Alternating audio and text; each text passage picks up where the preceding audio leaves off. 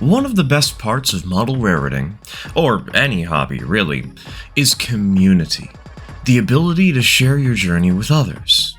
I mean, just look at what I use this channel for, right? And I'm not alone. On our Discord server, there's a dedicated chat just for the community to do this, and it's probably the most active chat on the server. Not everyone's on the Discord, though. Maybe you didn't know it existed. Maybe you don't use Discord. Whatever the case, showcase videos like these ones are great ways to involve the entire community. Today we'll be exploring the second half of our fall 2024 submissions, though we do have to start off with an addendum from the last showcase. Supa Dupa forgot to add some clear photos of their locomotive, Nelly, which was their first weathered locomotive. This time around, we've got some much clearer shots of the locomotive, along with a couple of pictures of their completed Percy model. Alright, with that addendum done, let's dive in. Starting this time with the first submission I received for this whole thing. This is Jensen Mine, a fictional location on my fictional railroad in the fictional country of Albrin. Jensen was a privately owned mine up until 2008, when it was bought by the soon-to-be-preserved North Hudson Railroad. The Santa Fe engine is a loaner sent to the mine after the original mine engine caught fire back in 2006. The small red engine is NHR number 1 Smoking Gun, and the cursed Berkshire is nicknamed Titan. In the lore for this layout, the track on the cliff ledge was the first section of track laid for the mine. All turnouts on the railway are canonically stolen off the Catskill Mountain Railroad, and thus are subsequently nicknamed Cats.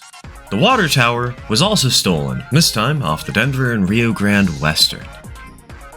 Okay, you say cursed Berkshire, but that looks like a four-wheeled pilot truck to me. Are you sure it's not a Northern? Or did you take a Berkshire and replace its pilot truck? Or wait, is that a standard freight car truck? Wait a minute. I rather like the red paint on the 060. It could use a little touching up, but you can always add another coat of paint. Though I am curious, do you plan on painting the top of the boiler too, or are you just gonna leave it black? I think either way will look classy, but now I'm curious. Next, we have a pretty small submission, but with a good amount to say. This is a Bachmann N-Scale 440 with custom DCC installed that has been heavily modified with parts from other models and repainted to fit my own fictional railroad's number 1 engine. This is my first time doing any custom work on a model train, and it has been quite a fun learning experience. With that said, it is still a work in progress since there's no lettering yet, and I was not pleased with the performance of the model. The old Bachmann 3-pole motor was not reliable at all, and I'm in the process of getting a more reliable Atlas 5-pole motor. Since these photos were taken, the engine's cab has been replaced with a steel cab, and the trim is being redone as it looks rushed. I'm documenting the whole process, and I'll be posting a YouTube video about it in the near future. If I had any critiques for this locomotive, it's that you didn't add enough pictures, dude. Only 3? I would have loved to see more angles on this locomotive. Color me impressed, though. This is an N-scale? I used to do N-scale as my main scale, and I have one of these Bachmann 440s. They're small. Maybe I should take a page out of your book and repaint mine sometime, though. Up next is probably the biggest submission we have, at least in scale. This is Eddy Creek and Alger number 4. 4 has been my main 7.5-inch gauge power for a few years now. It's seen a lot of service, from battling the snow in its Michigan home to traveling as far as Texas. The engine started life as a Roll Models Incorporated 70-ton box cab. However, when I bought it used, it was well and truly tired. It took about 7 years to fully overhaul the engine, replacing all the wiring, motor control, motors, batteries, and even lengthening the frame. However, there's one thing I didn't replace during the engine's overhaul. The trucks, which I am now regretting. The engine runs 24-volt motors on each of its 3 trucks. Those motors are each driven through a gearbox to one axle per truck, and chain wheels help to power the other axles. Today's repair job focuses on a bolt on the bottom of the gearbox. This bent after a derailment where the bolt likely caught itself on a steel switch frog. To fix this, we disconnected the truck's motor, removed the retaining pin, lifted the engine, and rolled the truck out. Once the truck was out, I was able to remove the bent bolt. Thankfully, the bolt itself didn't actually break, and the threads were intact. I had been expecting much worse. The bolt was holding a cover to the bottom of the gearbox. Thankfully, the cover's seal didn't break, as it also retains all of the oil for the gearbox. This short spell in the shops will not be number 4's last, and is really a stopgap to keep the engine in service. Number 4 has been starting to eat gears and chains, and this issue is compounded by the 6th axle's flange needing to be redone. As a result, the engine is in service with only 2 of 3 motors and 1 chain, resulting in only 3 driven axles. Next winter, we plan to overhaul her trucks. Until then, number 4 will have to remain at reduced capacity. This winter, we're building a new engine to take over number 4's heavier duties until we can fix her up. Man, this was like a mini episode within the showcase, which does make sense. An 11-minute long video was provided with the submission. Now, that's too much for a showcase video, but if you want to learn more about this engine, I've linked the video in the description. I'll admit, I was not expecting ride-on trains in the community showcase. That's awesome! I'm jealous. I know I don't have the space for this stuff, but I'm jealous. Though, based on your submission, it's quite the undertaking to keep this sucker running, huh? Well, my jealousy magically disappeared. Still, that's awesome, dude.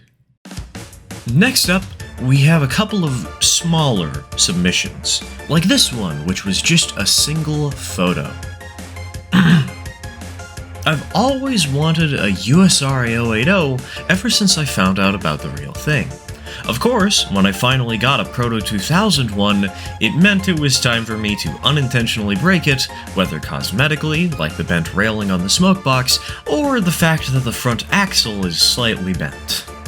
Fortunately, she still runs. It just takes a little more to get her running. A bent axle? And she still runs? Dude, you're lucky. If it's any reassurance, you're not the only one cursed to break trains as soon as you get them. I dropped a new arrival on the floor yesterday. I'm still angry about that. Our next submission is kind of the opposite, with only 1 sentence provided for the 9 pictures submitted. My railroad is fictional, and its name is the Silver River Railroad. This comes from community member Kudos, who quite frequently shares their progress on the Discord. Now, I am a little biased because this is an ON30 submission, and I do ON30, but I feel like the single sentence provided with this submission does not do justice to what Kudos has done here. To add in a little bit of extra context, this engine is a Bachmann ON30 Mogul. It's fairly close to a stock locomotive, aside from the paint job and maybe some added details like these air tanks. Here's another Mogul. Custom headlight, smokestack, domes, paint job, shortened smoke box, you get the idea.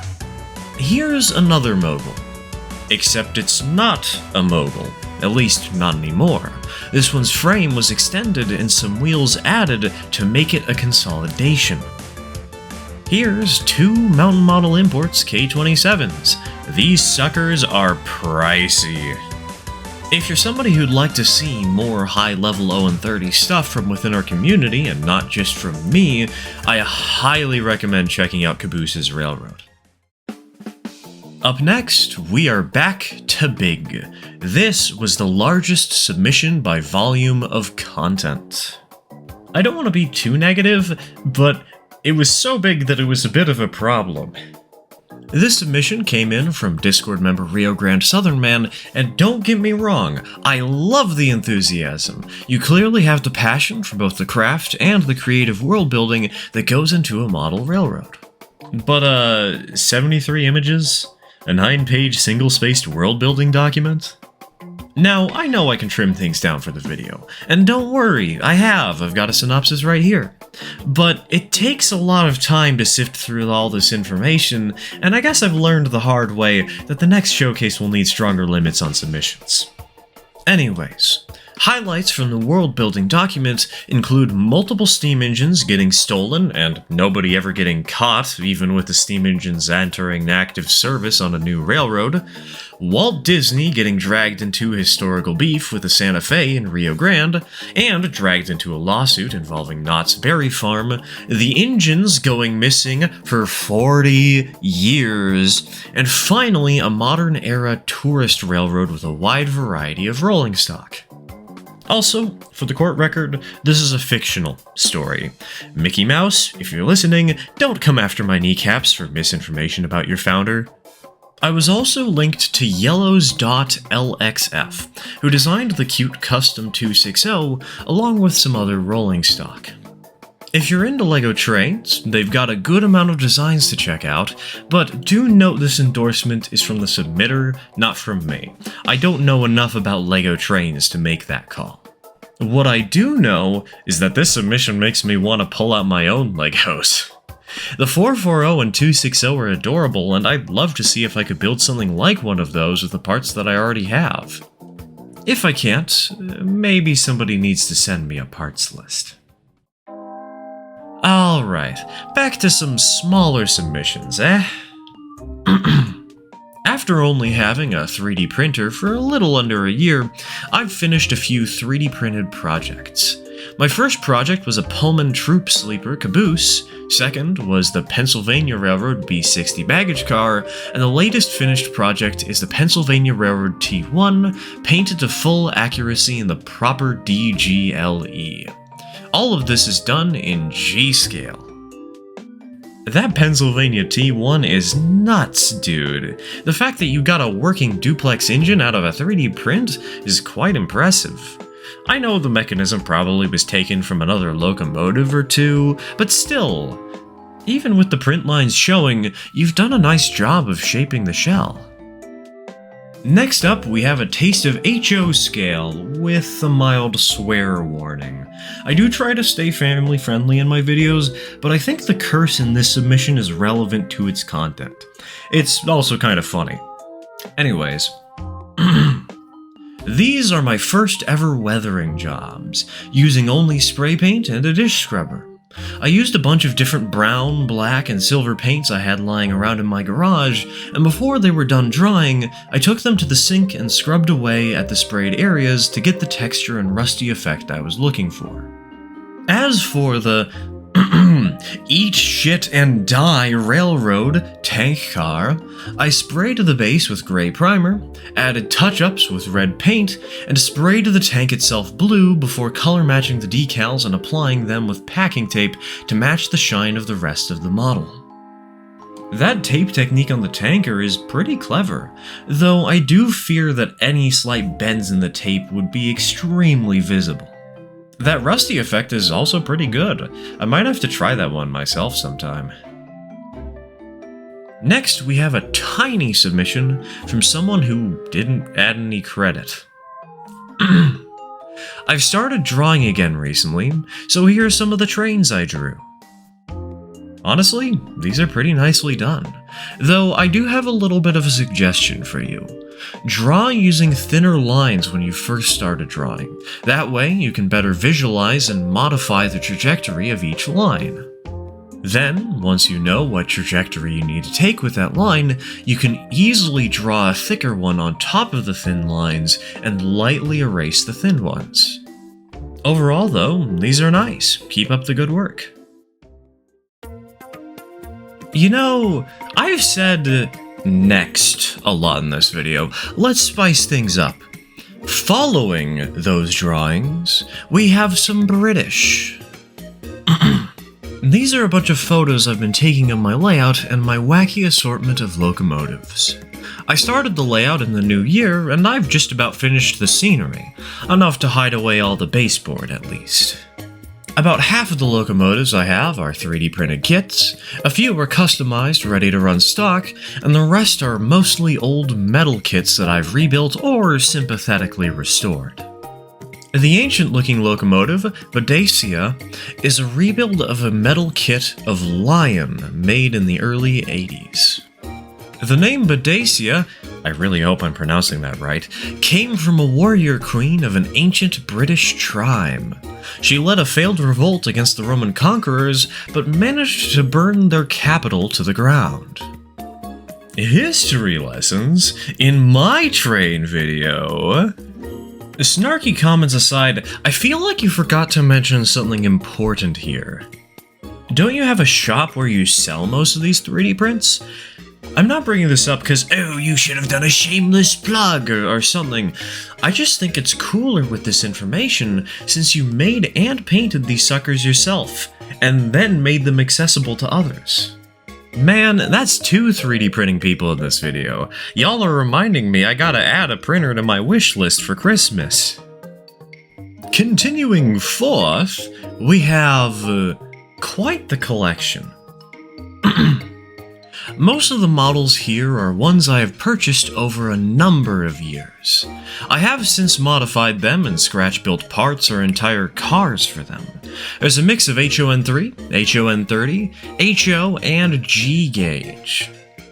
In particular, the Rivarossi 4005 is an old project of mine involving it falling off of someone's shelf layout and being traded to me. I took it and realized how much damage there was, so I came up with a what-if scenario. Following 4005's tragic accident in the late 50s, what if Union Pacific took an experimental cab-forward program with one of the big boys? I also did some work on the Ken Kidder brass models, including the Porter Mogul, which I have extensively modified to roll and have a functioning tender.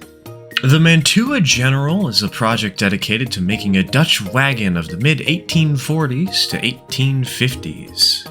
And the little cardstock car is part of a series of cars for HO scale, made from Nerds candy boxes and paper. It's a wacky collection for sure. A wacky collection, yes, but a fun one. I've personally become more of a sucker for small engines over the last year or so, and that lineup you have... Hey, you've traded for broken engines before. Wanna do another? And last, but certainly not least, we have... you. This video marks the end of our fall submissions. We've gotten through them all. Winter submissions will be open next week. You'll have about 3 to 4 weeks to send in whatever you want to have it showcased on the channel. Keep an eye out. Sneak your way in. It will take us a while to finish the next set of these, since more people will be submitting this time around, but it's always fun to see what you, the community, has to share with us. It doesn't matter how big or small your project is. Doesn't matter if you're an expert of many years or just getting started. If you'd like, you're free to show off your favorite engine and nothing else. Whatever the case, we want to see your trains. So share them with us. In a week, of course. I still need to finalize the submission form. Thanks for watching. Cheers, folks.